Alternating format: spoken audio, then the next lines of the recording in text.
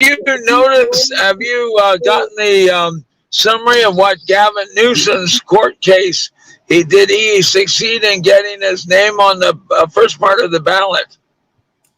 Real quick, I need to inform you we are live. So everything you say is being broadcast live, although Sure. the show is not officially going to start for 12 minutes.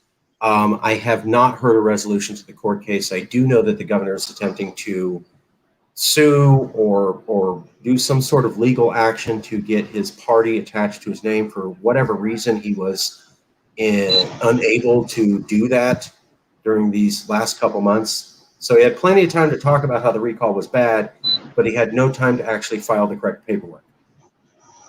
He's calling it Right, right. so whatever you think of that. Um, I would think that would be not a good look, right? You're saying, hey, I'm competent, I'm the governor, don't do this recall. Whoops, I couldn't remember or have any of my staff remind me to put my party next to my name. Right. It shows his incompetence, and also he's worried that his the Democratic members, the Democrats might not recognize him as a Democrat.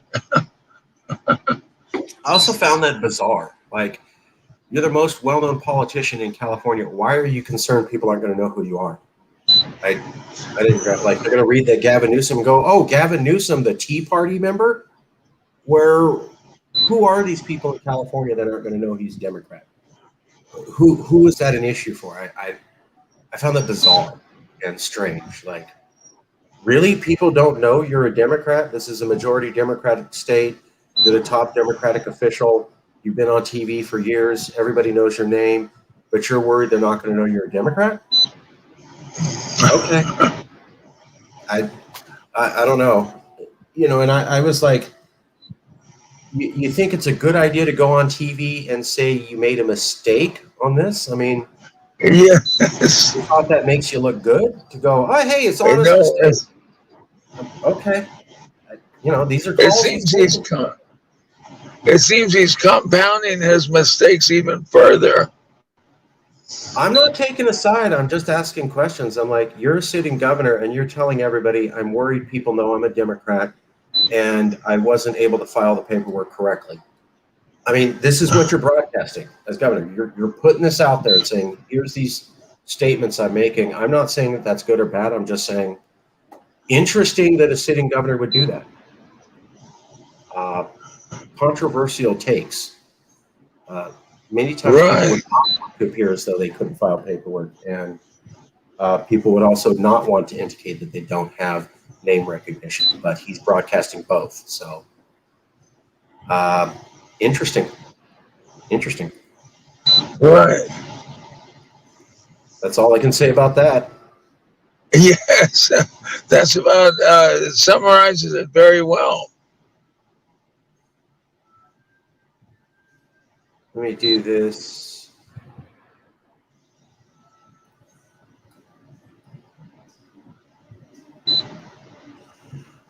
One second, let me get the...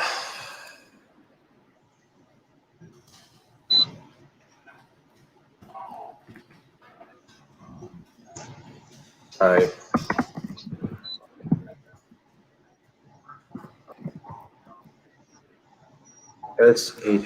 Shioura. Just a minute, I'm still getting things ready. Okay. Oops.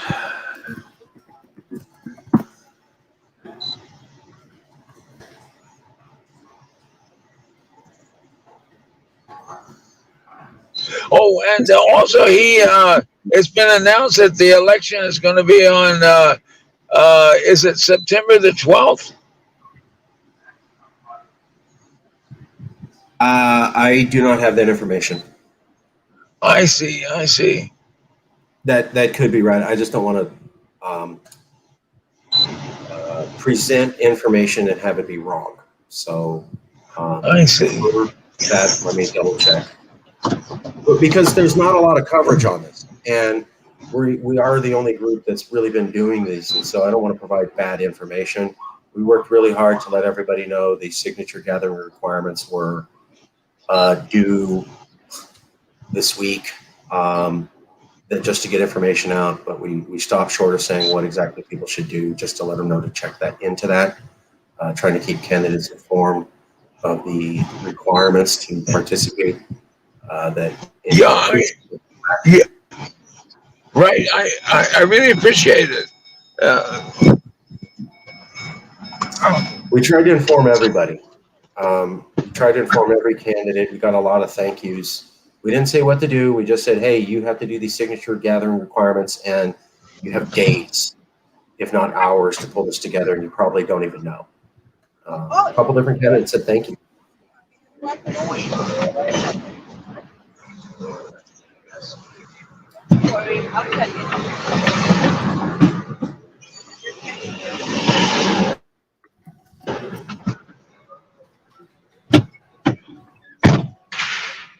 Okay, go on. Go, venga, Jorge, venga, adentro. Come on. Venga. Come on, Archie. Come on. They know they're going to the room.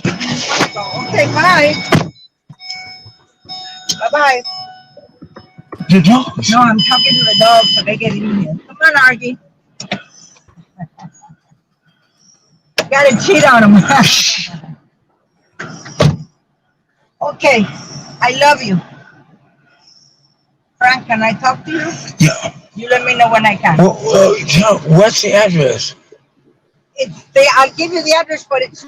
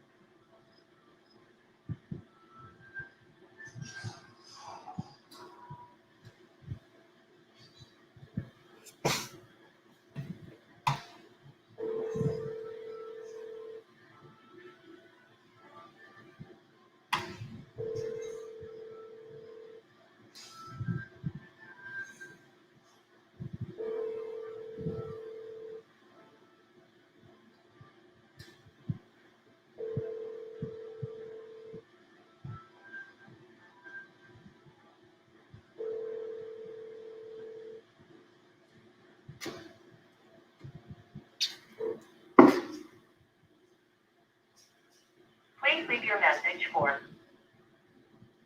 Fuji, Shioura.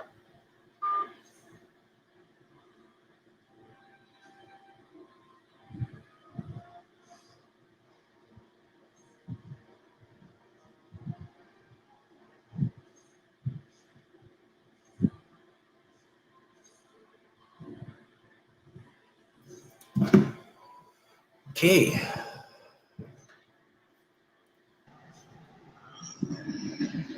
We will start in about 3 minutes. We're waiting for the other candidate to be here. We will be starting in about 3 minutes.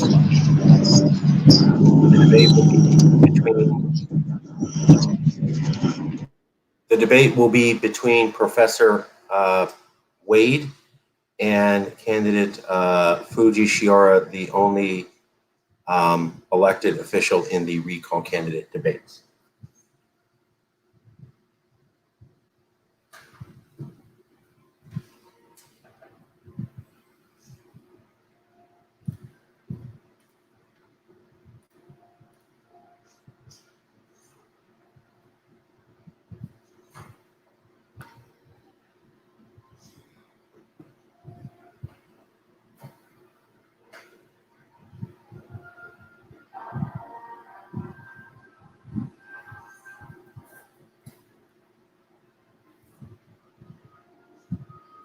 Hey. Hey, yes, I'm getting ready now. Okay, yep. I'm going to log in for Wade. Is Wade there? Yes. Okay, coming on. Okay. All right.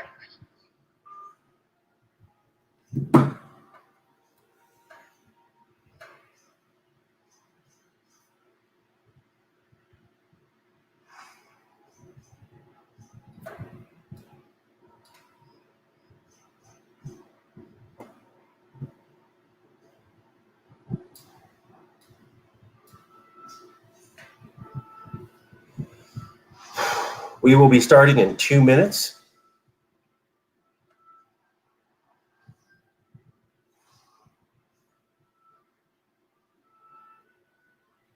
We will be starting in 1 minute. We will be starting in 1 minute. Candidate Shioura has said he'll be here momentarily. The debate will be between Professor Wade and elected official Shioura on the topics of cryptocurrency and the Israeli-Palestinian conflict. The topics were selected by the candidates, not by the moderator. My job is to make sure that questions are asked fairly and that each candidate has the same amount of time.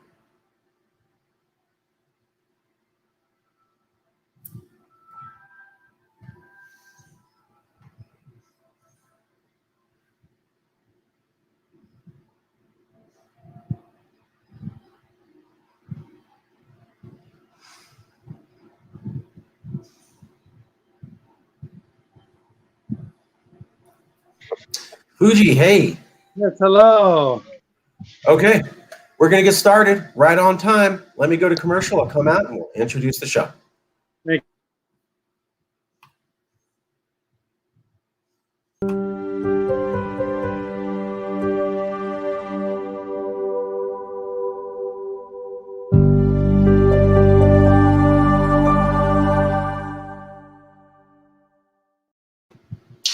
Hello, my name is Marcus Ruiz-Evans. This is the Yes California one-on-one special debates.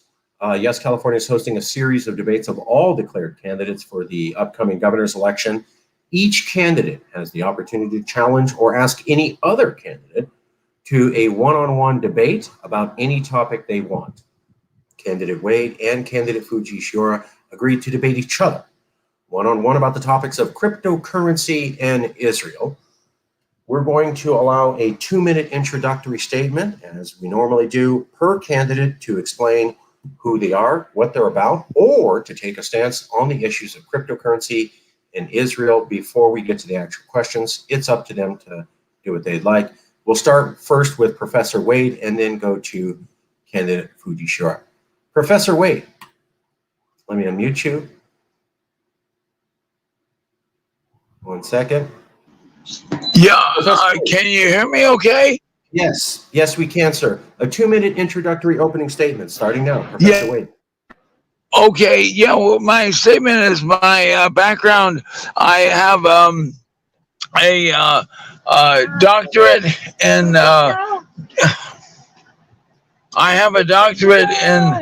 hey, will you please, I have somebody here that oh boy, I have a doctorate in business administration from Golden Gate University, and I have a CPA, and I have 40 years of executive experience in working overseas. And the last 10 years, I've been teaching at universities, basically in Muslim countries. And while I was working overseas, I worked for USAID. I got a special award for work against apartheid in South Africa. And I've been teaching the last 10 years as mostly Muslim universities in an effort to reduce the amount of misconceptions towards the U.S. People have extreme jihadi or Muslim influences. And basically, I'm here as a candidate because I was lost my visa in Bangladesh, and so I'm back in the States trying to go back to work in Muslim countries. In the meantime, I feel it's an opportunity for me to run for governor because people like me do not go into politics because they can usually work in companies or in universities. So it's a great opportunity for me to try to improve things in the state because I see so many wrong things going on by the governor. Thank you. 2-minute opening statement by candidate Shioura. You are unmuted, You sir. need your phone. I left Yes, my thank phone at you. home. Yeah, well, I'll get your phone and then we got to get there. One And second. I I don't guess, need to pick up my 1 phone. second. Just need you to I will cry. mute Like, well, no, because I'm going to be involved in the next 2 hours 1 on second. this. always do. Trying to Tell mute the me, other yeah, candidates so that I we can got. get candidate Shioura. And then it's fine. But to do this is to For kill some me. reason, Well, I'll get your technology is phone. not working. I'll get your phone and Give then me I'll 1 bring you second. there. You always say I yes, don't I know. think you got a problem, and then here I'm stuck. I'm not gonna 1 make it to my second while I appointment. try to get that mic muted. I don't know why that's I'm not still on the line with them. there. Well, I want to say thank you, Marcus, and I want to thank Dr. Fred Henry for being here. Um, I think it's so great for me to have the opportunity to debate with somebody like Frank Wade, Dr. Frank Henry Wade. He's, I think, an amazing candidate. I'm really privileged to be here to debate him. I'm so honored. This is the 4th of July, and he brings so much wisdom and talent to the election and to the candidacy. And I'm just so excited to be here. And I will also say that I'm running, like him, to do positive change. And also, as an elected official, I wanted to say thank you, Marcus. I wanted to say thank you to the organization Yes California, and thank you for giving an opportunity to lesser known candidates running for California governor like myself and Dr. Frank Henry Wade. So my name is Fuji, Family, Unity, Justice, Integrity. My website is www.governor.life. Thank you. You have an additional minute if you'd like to take it. Well, I want to do one more additional minute. You know, this is the 4th of July. And I just want to tell people, you know, when you look at the video of Dr. Frank Henry Wade, he's a human being. He's a Californian. And, I like the guy. And I think, well, we may have technical difficulties like you may have witnessed now. That's just a minor. It happens to me and happens to everybody. I encourage the audience to please be patient. I found him to be very interesting and very engaging. And I'm honored to be here with him and you, Marcus. Thank you. We're waiting for Professor Wade to come back into the stream. There he is. Okay. 1 second. Okay. Both candidates have completed their introductory statements. We're now going to go to the first question. Let's start with Israel. Both candidates have wanted to talk about that. It's a particularly controversial subject. We'll also cover cryptocurrency, but let's get into this first. How would you, as a governor candidate, describe the situation recently that's captured global attention on the Israeli-Palestinian conflict? Who did wrong? Who did right? Who's the bad guy? Who's the good guy? What are people supposed to think? We'll go to Professor Frank Wade first for 2 minutes, and then we'll go to Fuji Shioura for 2 minutes. Professor Wade, how would you characterize the recent Israeli-Palestinian conflict? Who are the good guys? Who are the bad guys? How should people think about it? You are unmuted. Yeah. Well, the first thing I must say is that I'm dedicated to helping Israel. I support all the military hardware we give them and all the aid that we give them. And at the same time, though, I love the Palestinian people. I feel that we shouldn't turn our back on the Palestinian people, that we need to enrich Palestine and try to involve both countries in a financial interrelationship, so they need one another. And what it seems to me, the last oh boy, hey, listen, I'm gonna have to take a recess for a couple of minutes to drive this person somewhere. Can I be back in about 2 minutes? Sure. Stay on the stream. I'll mute you. Okay, we're going to go to candidate Shioura instead for a introductory 2-minute statement. How would you characterize the conflict? Let me just say something really quick. I do believe Dr. Frank Henry Wade is a veteran. I just want to throw that out there, that we should all give him patience and consideration for his service. I just want to say that it is the 4th of July. And during the Vietnam era, the great American heroes. So I just want to say that first and foremost. Thank you, Marcus. Now, going to your question, Israel, the state of Israel and the state of Palestine, they are both in need of a two-state solution. And because of the overwhelming military force of the Israeli Defense Forces, I do view that the overwhelming force was unnecessary. It was disproportionate to the women and children and innocent people in Gaza and in so many places that's being affected by this conflict. And I also want to say that it's very concerning that what's going on in that area in the world, because instability in that area could affect world trade and the oil supply, and it could cause other instabilities in that area. So at this moment, regarding in 2021, I do feel the Palestinian people in Gaza specifically are in the innocent.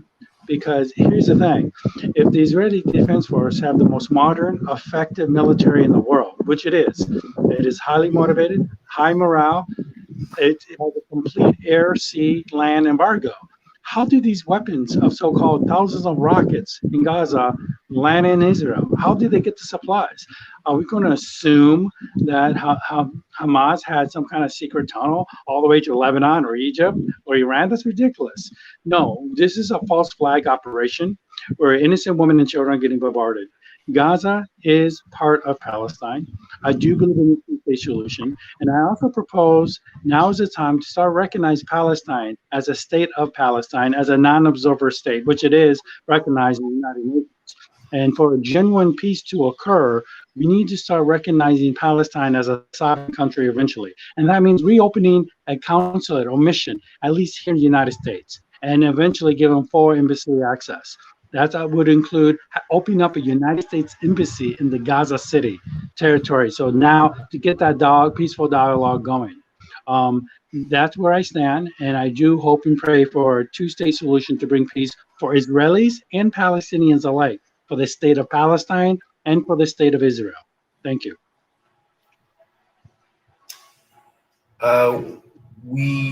I'm just going to ask you a second question, and then hope that by the time you answer that, Professor Wade will be able to come on, and then I'll give him the same amount of time as you got. So the question, you may have already answered it, but in 2 minutes, if you could explain, what is the solution to the Israeli-Palestinian issue going forward? What's the solution that people should hit on? You may have already touched on that, but for 2 minutes, if you could talk about that. The real solution is this, Marcus, and to my fellow candidates, we as candidates could say a lot. In the state of California, it's very important to remember that we have the most members of Congress in any state. So as governor, we do have immense amount of influence on foreign policy. Also, California, we have a large population of Israelis, Palestinians, Jewish, Muslim, Christian, and that's great. I love our diversity in the state of California. So as a candidate for California, this impacts us all, especially as a candidate. So one way to do it is allow a Palestinian International Congress to allow the Palestinian community within Palestine and outside of Palestine, here in the US and other countries, to have an international Congress so they could vote for elected leaders. Because right now, the government or the powers that be in the Palestinian Authority in the West Bank or in Gaza simply cannot govern, either through threat or intimidation or corruption or nepotism on their part. So we need to have more young, peace-loving Palestinians that do want peace for both countries to run for elected office for the Palestinian government. So I would recommend to have more international participation. And one way to do that, Marcus, I have a proposal as a candidate for California governor. My proposal is this. Under California election law, we're allowed to request international observers. I would request some Palestinian mission, diplomatic mission, be it in Australia or London, or wherever it may be, to come to California and observe our gubernatorial election as an international observer to start the slow, gradual process of being part of the international community. So that's one of the solutions. Thank you. Thank you. Mute you. We're getting a little bit of feedback. Professor Wade, are you available to answer the question, sir?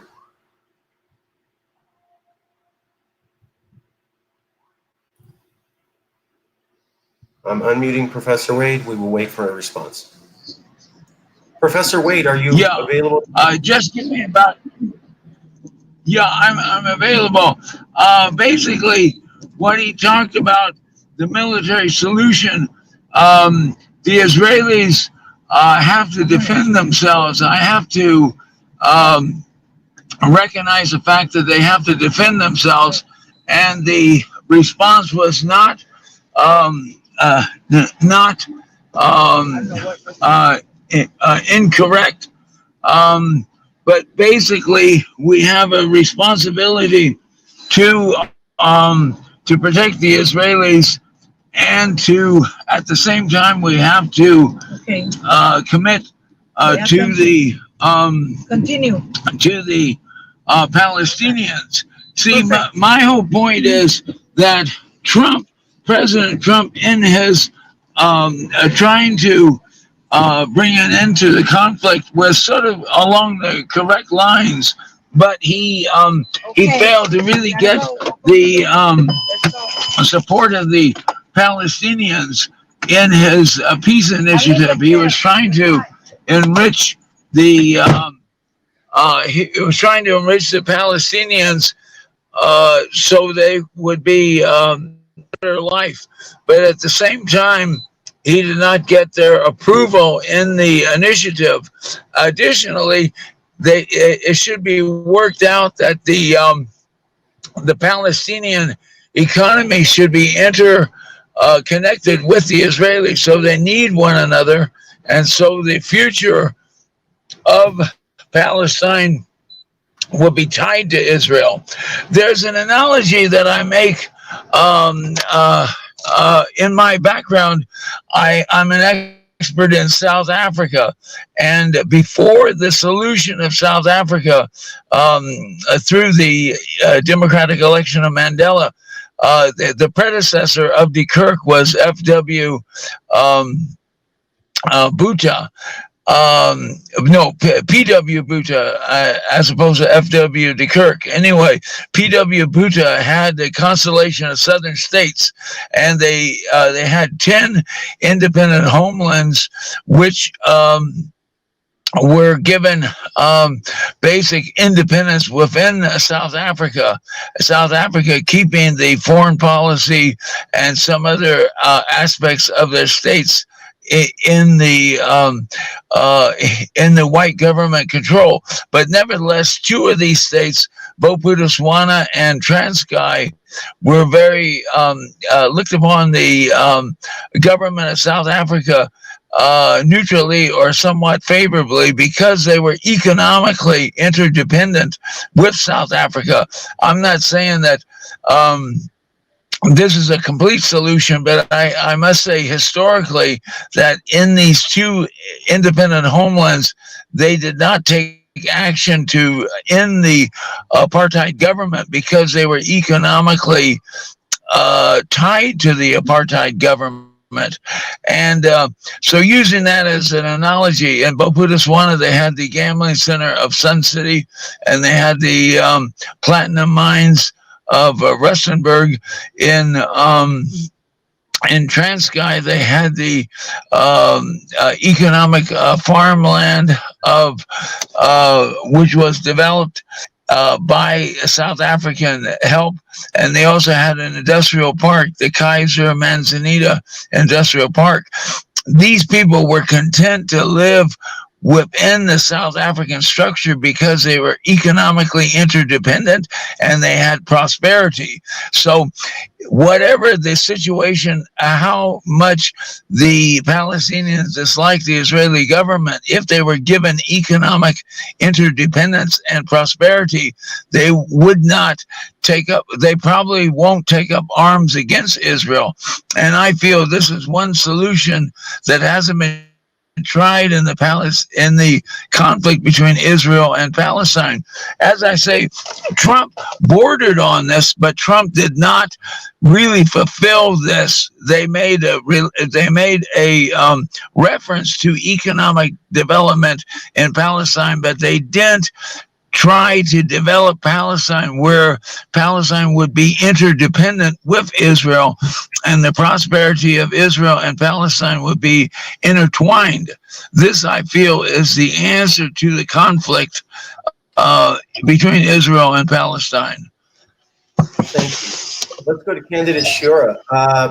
Response to that. Is the professor right? Is he wrong? What parts do you disagree with? Let me unmute you real quick. Candidate Shioura, how would you respond to candidate Wade's statements? What do you agree with? What do you disagree with? Dr. Frank Henry Wade had made some very compelling arguments, and I want to thank him for that. But unfortunately, I believe the Israeli government is not interested in apartheid. They are simply waiting for time, buying for time, for the time when Jordan will become a majority democracy under Palestinian rule.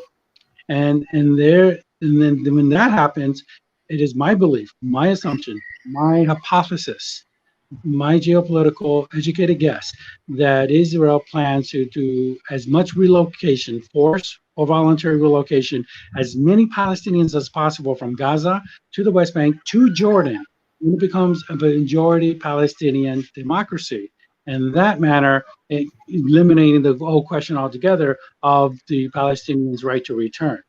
So this is something very serious. And also I want to remind people that Israel has a very strong military alliance that we are only learning of right now with China, with the People's Republic China, or the CCP specifically. And so this is very concerning. And I also say that, the state of Israel will do what's necessary in their mind or their interest to protect their citizens. And I also remind people that, yes, the city of Israel is, as far as we know, a nuclear powerhouse. They do have nuclear weapons, and they will use it if threatened. Israel has legitimate concerns for the safety of their citizens. Make that very clear.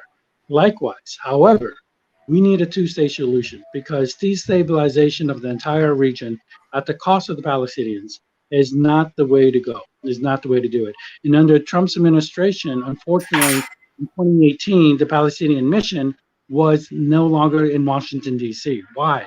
Why is President Biden waiting so long? Why don't we have a Palestinian mission in Washington, D.C.? For God's sake, diplomacy, unconditional diplomacy communication is essential to preventing suffering and war.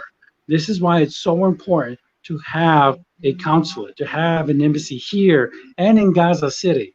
So unfortunately, the way things are going now, apartheid is not even an equation in the state of Israel. It is slow, methodical, calculated, and intentional displacement of the Palestinian people from the state of Palestine. Okay, so there you have it. Thank you. Thank you.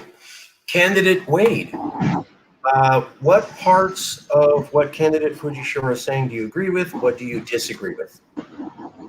Professor Wade. Yeah, well, the whole thing, he makes some assumptions that are just not true. There's never been a discussion of having the Palestinians from Gaza going to Jordan. And also, I have to remind you that I'm an expert in the Middle East, having spent about 7 years in Saudi Arabia, 1 year in Jordan, and I've had multiple assignments in Egypt. Jordan is the Hashemite dynasty, and the Saudi king flipped areas of Saudi Arabia to Jordan. Saudi Arabia occupied half of most of Jordan in the Aqaba, which is well known. They still have Saudi street signs and Saudi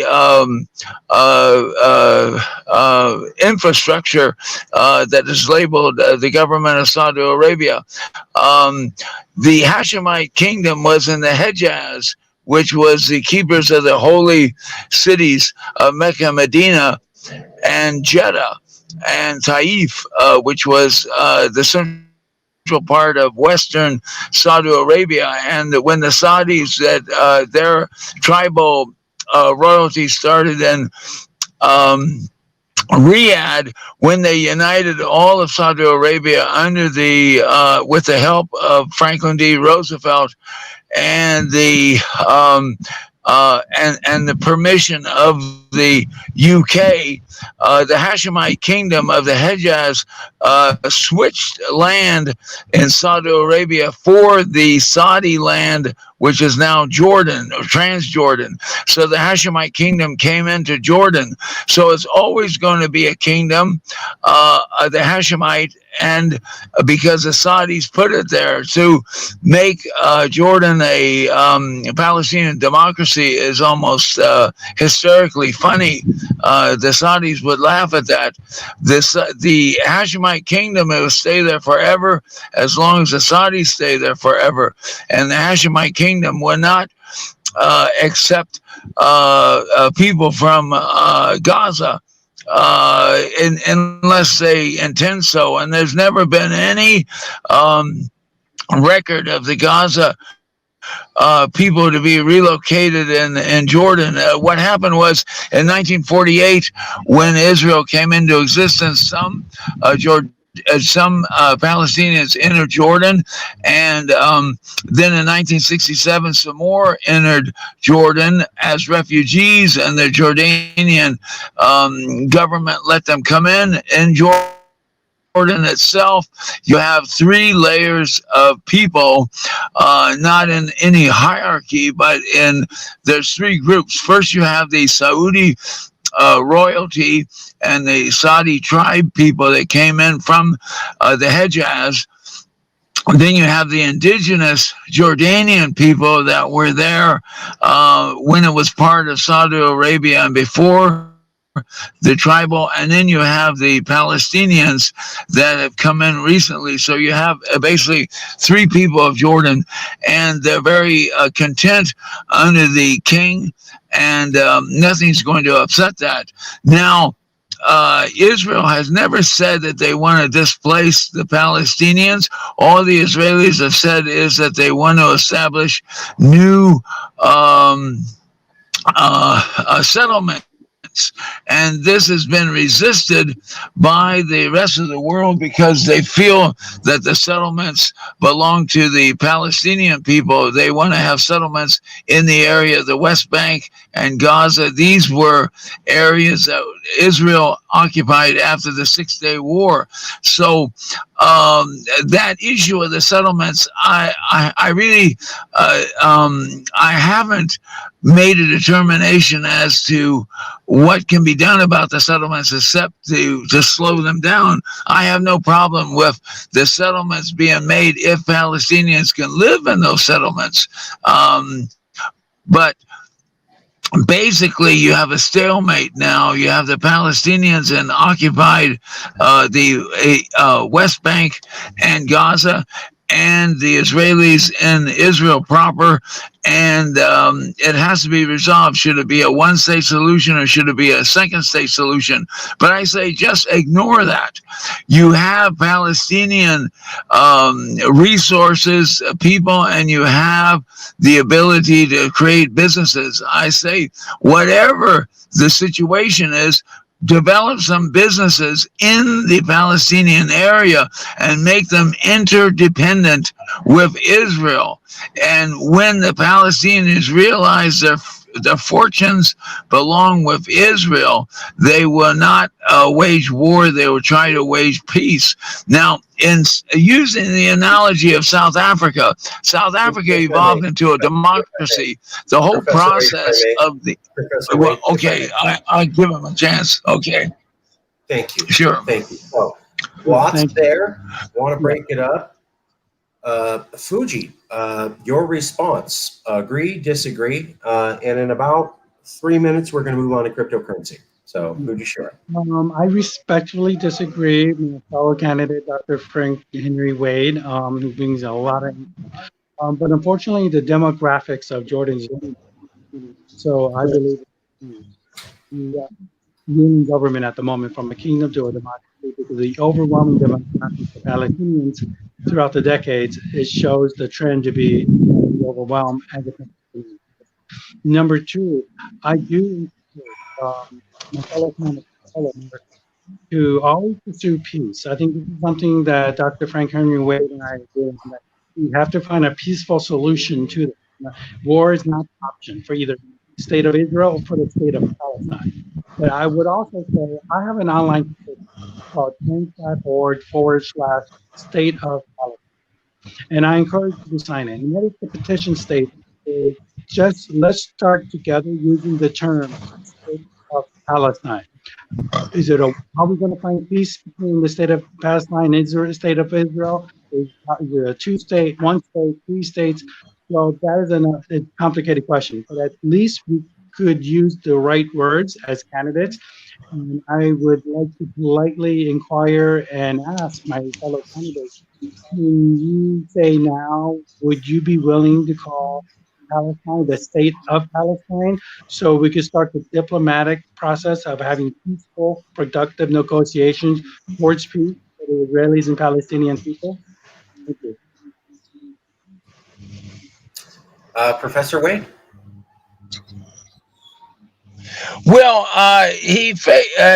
so I didn't get his last words, but I did get the idea. Do I want the establishment of the Palestinian state?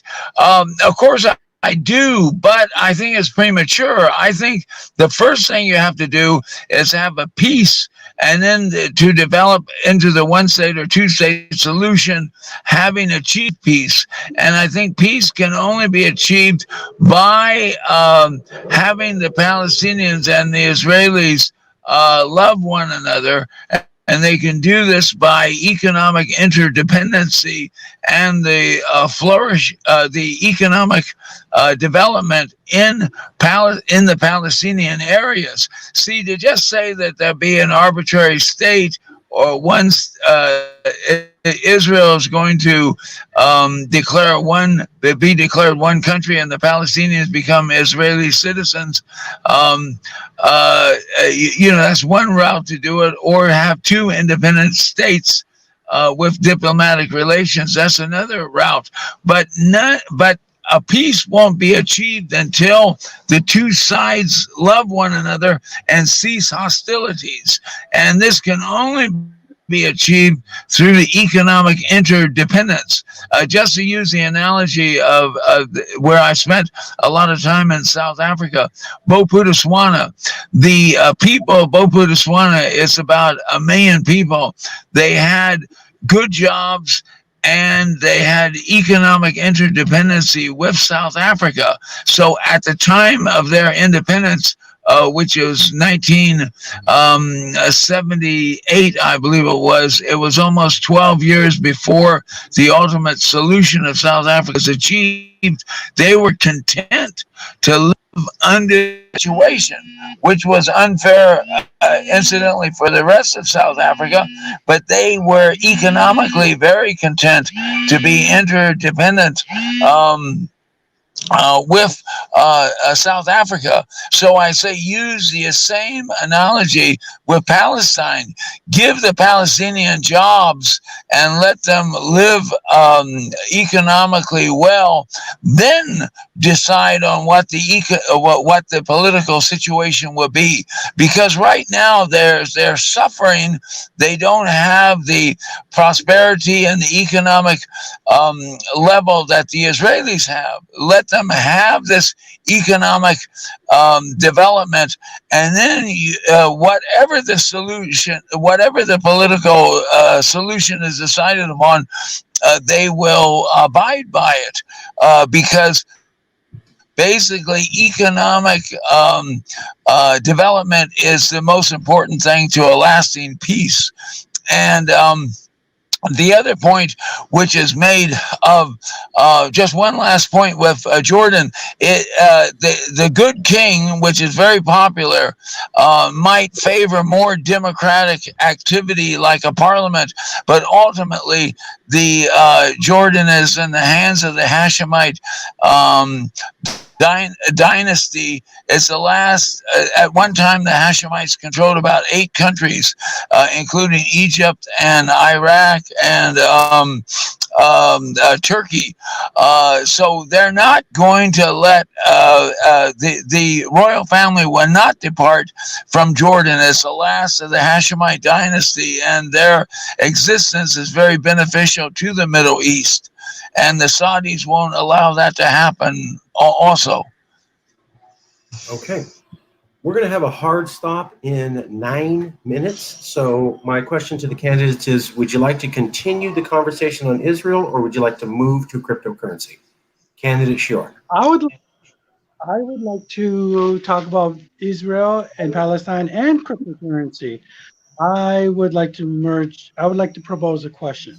I would be in favor, as governor of California, to allow a cryptocurrency called the Bitcoin, Pitcoin. It will be a Palestinian cryptocurrency.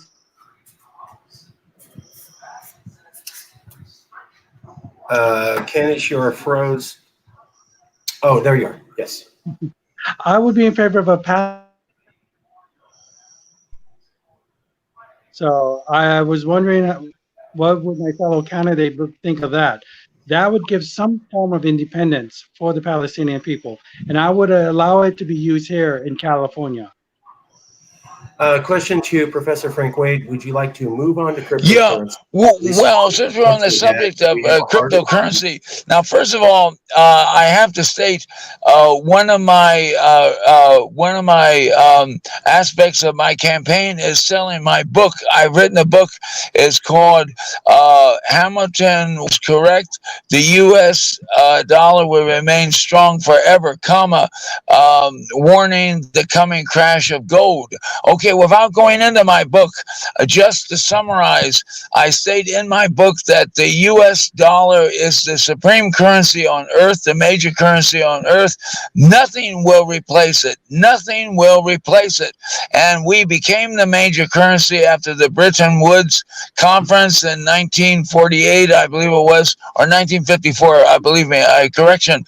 And it was because the pound sterling was not as flexible as a dollar, and we had more gold in Fort Knox than the British had. So the U.S. dollar became the supreme currency on earth. All foreign exchanges, import, export exchanges are resolved through the use of the dollar, and that will never change. It will never be replaced by anything.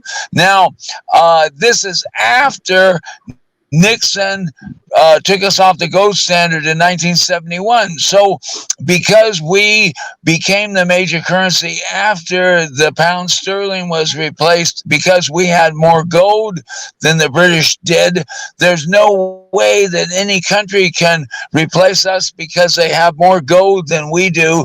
There's no way to replace us. We are the major currency on earth. If the Chinese think they have more dollars than we do, then we can just print some more dollars through through the Federal Reserve Bank. So, and now in recent history, people have challenged the U.S. dollar and see what happened to them. Gaddafi had the Mutaba conference of the 1980s and 90s, and he said that all oil had to be paid with gold dinars. Look what happened to him. Saddam Hussein said that the oil of Iraq had to be paid with euros. Now, look what happened to him. Now, remember, in both invasions, we ransacked the treasury. So never, ever could both countries ever come to the place again where they had the organization to try to challenge the dollar. Both the treasury was sacked in Benghazi, or the capital of Libya, and the treasury building was sacked in Baghdad. This was to prevent ever Iraq or Libya ever challenging the dollar. I can tell you, and you can quote me, forever forever. Cryptocurrency will not last. Cryptocurrency of all types is a failure. Those involved with cryptocurrency will lose all their money. Those involved in cryptocurrency will ultimately lose their money and end up in jail. Uh, the cryptocurrency will not last. It is a fool's effort to be involved in cryptocurrency. Why? Because the US dollar is supreme and the US dollar will remain supreme.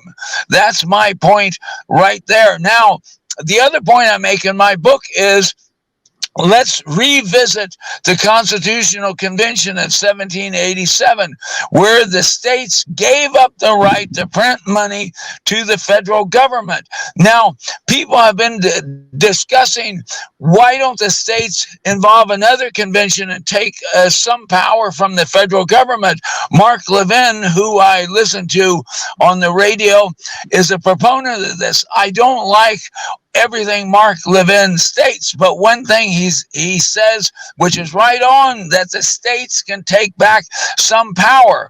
I, as governor, want to take back the power to print money, which will mean that the deficit in the budget of the state of California will become the national debt. In other words, we'll have unlimited ability to spend like the federal government has unlimited ability to spend. Any deficit between the expenditure and the taxes becomes printed money or then an increase in the national debt. So the state of California should have Thank the you. ability to extend Professor. their deficits to become part of the national debt. And that's where I will make the change as governor, or Thank try you, to Professor. propose this change as governor. Okay. Sorry, we have a hard stop in 3 minutes. In order to be fair, I'm going to give the remaining 3 minutes to Fuji Shioura, given that candidate Wade spoke for about 3.5 minutes. Fuji Shioura, your response, and then we will end the debate. Yes, thank you. Dr. Frank Henry Wade made some very compelling arguments, very fascinating and intriguing. But we live in a different era, and the Belt Road Initiative from China, it is very real. It's going forward. I think we have to look at Afghanistan, how basically they're taking over Afghanistan, China, because of the mineral resources there, and using Pakistan as a Beltway Road Initiative. This will also help fund their version of a cryptocurrency in China and other parts of the world. So China has been using cryptocurrency for many years now in some form or fashion. And so technology is complicated, it is confusing. And because it's decentralized, creates a lot of confusion when compared to traditional currency that is, well, used to be backed by what we call gold. So I do believe cryptocurrency is real. It has a place in our monetary markets. It will gradually grow in dominance. Which particular cryptocurrency will be predominant? Yet to be seen. We don't know. This is really the Wild West at the moment in the technological frontier. Will it be China's cryptocurrency?